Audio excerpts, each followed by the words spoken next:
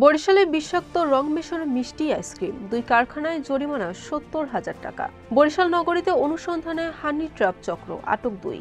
নাজিরপুরে দুস্থ ও পক্ষাঘাতগ্রস্তদের মাঝে খাদ্য সামগ্রী ও হুইলচেয়ার বিতরণ।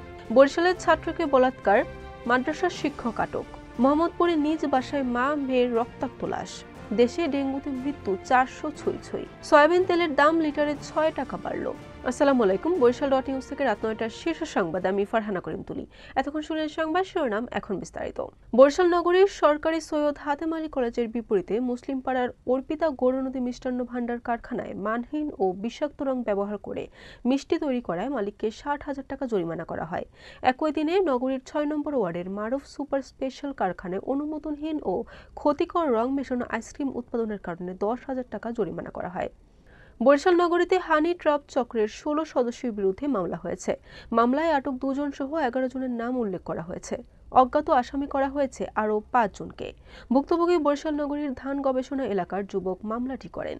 পিরোজপুরের নাজিরপুরে দুস্থ, শারীরিকভাবে অক্ষম ও পক্ষাঘাতগ্রস্ত ব্যক্তিদের মাঝে খাদ্য সামগ্রী ও হুইলচেয়ার বিতরণ করেছে উপজেলা প্রশাসন। সোমবার নাজিরপুর উপজেলা চত্বর প্রাঙ্গণে উপজেলা প্রশাসনের উদ্যোগে এই মানবিক সহায়তা কার্যক্রম শুরু হয়। টানা 3 বছর ধরে এক মাদ্রাসা ছাত্রকে বলাৎকারের অভিযোগে রবিবার দিবাগত মধ্যরাতে মাদ্রাসা শিক্ষককে আটক করেছে বরিশাল মহানগরীর কাউনিয়া থানা পুলিশ। অভিযোগ উঠেছে, পেশায় একজন হাফেজ কর্তৃক ভুক্তভোগী 13 বছর বয়সী শিশুকে টানা 3 বছর পর্যন্ত বলাৎকার করা হয়েছে। রাজধানীর মোহাম্মদপুরের একটি বাসায় মা মেয়েকে গলা কেটে হত্যার পর মেয়ের স্কুলের ড্রেস পরে বাসা থেকে বের হয়ে যান গৃহকর্মী। 4 দিন আগে তিনি বাসাটিতে কাজ শুরু করেন।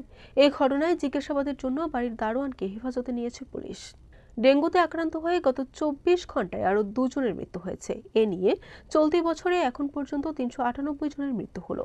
সোমবার স্বাস্থ্য অধিদপ্তরের ডেঙ্গু বিষয়ক প্রতিবেদনে এ তথ্য জানানো হয়। দেশের বাজারে ফের বেড়েছে সয়াবিন তেলের দাম। প্রতি লিটারে 6 টাকা বাড়িয়ে 195 টাকা নতুন দাম নির্ধারণ করা হয়েছে। সোমবার থেকে এই কার্যক্রম শুরু হয়। বরিশাল.নিউজ।